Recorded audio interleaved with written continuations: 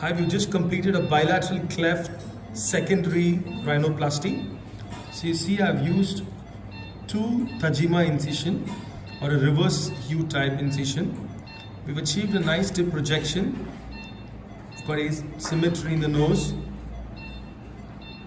Done a nasal osteotomy.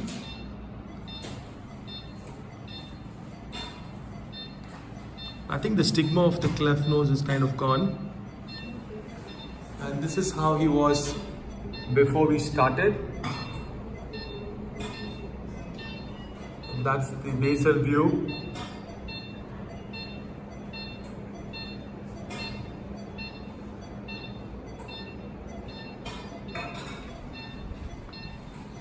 And that's he now. That's him now.